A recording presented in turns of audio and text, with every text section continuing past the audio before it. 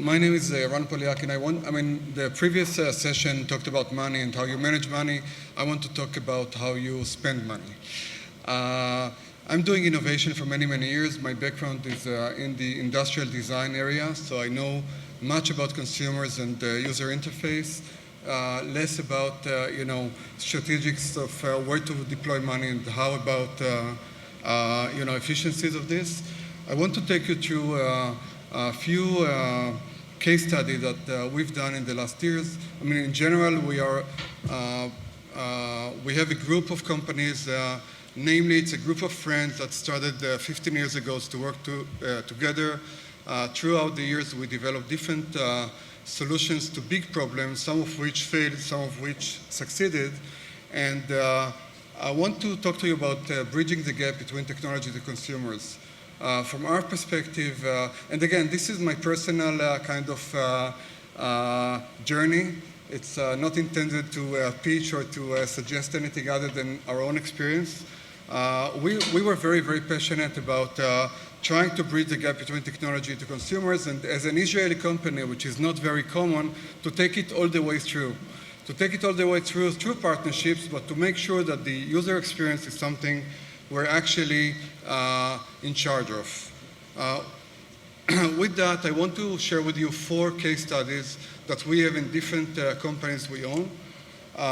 Just as a background, we have in our group currently 10 portfolio companies, but I'm not going to touch upon them, but rather on a few of the case studies. So PowerMet is, many people know PowerMet as a wireless charging company. However, if you look at the problem that we try to solve, we always look at the short-term problem and long-term problem. Short-term, I think everybody can associate or with the anxiety level associated with the batteries going out. Batteries going out of cell phone, meaning no communication. You cannot communicate, you cannot do anything. At the same time, I think it's fair to say that the sockets in the wall are going to disappear. It doesn't make sense anymore that everything becomes wireless, and energizing our devices will keep coming from the socket that have not changed for the last 100 years. So about 10 years ago, we started around this idea. Nikola Tesla clearly invented this whole domain. We tried to deploy it and give access to consumers. We went through retail. We went through a lot of ups and downs, and some of the Israeli folks here knows what ups and downs looks like.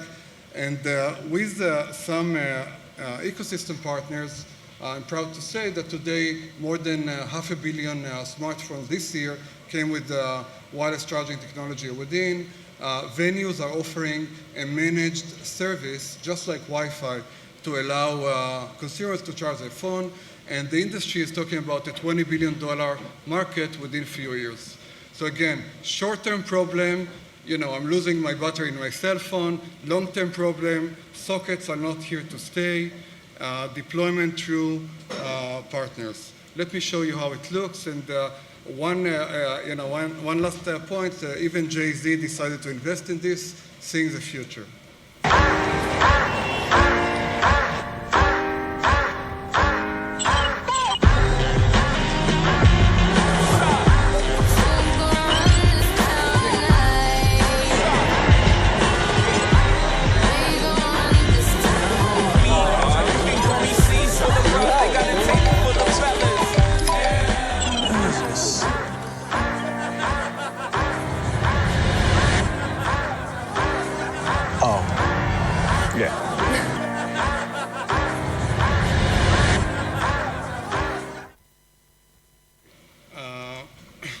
So that's PowerMet. That's one case study, problem, anxiety level of consumers associated with losing battery, and also a long-term view of where energy is going to. Totally different industry, same technology team, a company by the name of WellSense. The issue is very simple. Current problem is that 60,000 Americans are dying every year from bed sore. Bed sore are terrible things that are totally preventable. Immobile patient on surfaces that are being moved in the right way can eliminate bed sores. Huge amount of cost, huge amount of pain. This company developed smart textile that to deploy on ICU beds, on operating tables. This smart textile gives the caregiver an ability to take an action in order to alleviate pressure from a patient. Started in 2009. Today it's deployed in many thousands of beds every night in the US with the key hospitals. And what we've created is really an ability for the caregiver to see what's going on and take action. So this is the metrics that we've created.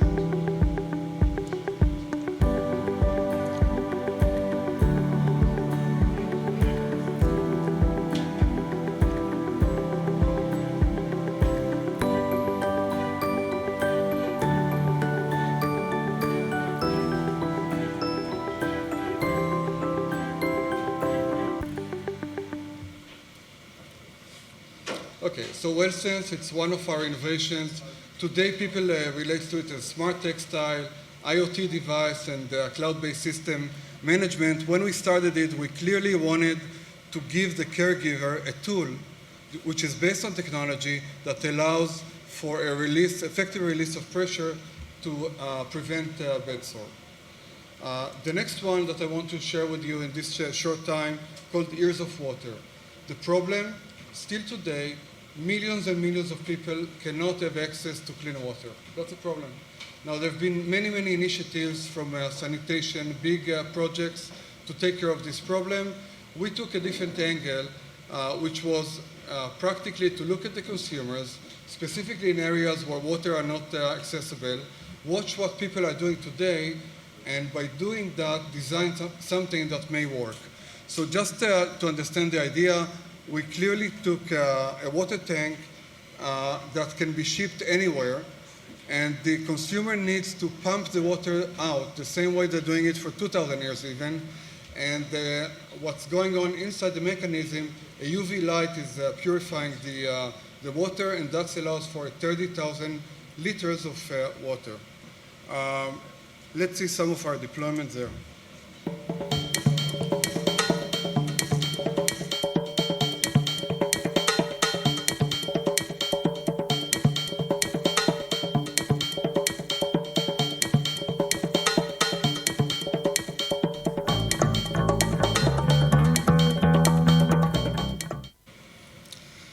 Okay, I mean, my dream with this, with regards to this company, is very simple. I envision going to a community, a village someplace, and the container open with all of those water tanks.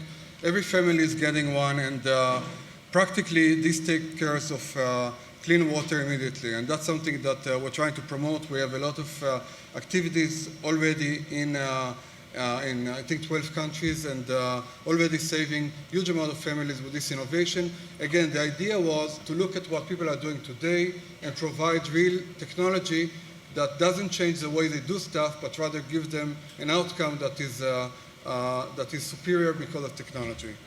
The last one I want to share with you called TOP, which is the latest baby we have.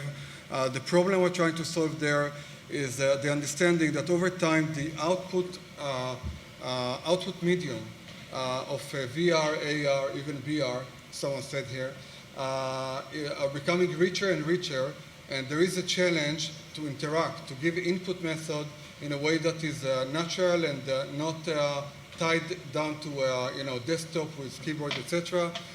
We've created a smart textile, and we have sensors that are following what the hands are doing. The idea is to allow as much as possible a seamless interaction towards the virtual domain. The fantasy is that if you can do in the virtual domain everything you can do in the reality, it's a good thing without the need of cameras and what have you. The approach, and the reason I wanted to bring this up, is that the approach we took there is that we have a technology. It's an anti-design technology. And rather than assume what the market will adopt, we took it to Silicon Valley. We gave many consumers this little fabric, and we just let them play with it.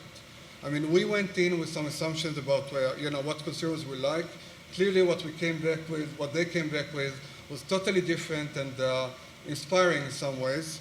And that actually helped us to direct the next play of the company, and just to show you a little bit of what's going on in Silicon Valley. And again, the notion here is that technology is meaningless without going to consumers, get a feedback, and through the product development process, get a real-time feedback.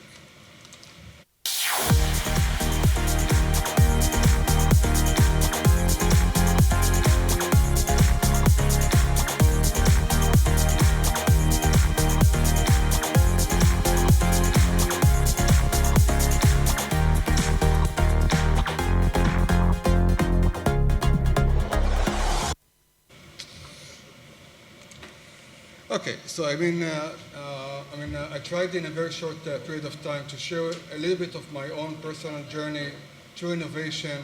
Again, going out to consumers, identify the problem very, very well ahead of time, and make sure that the technology is only serving a means to an end to create a user experience that is believable. Thank you very much.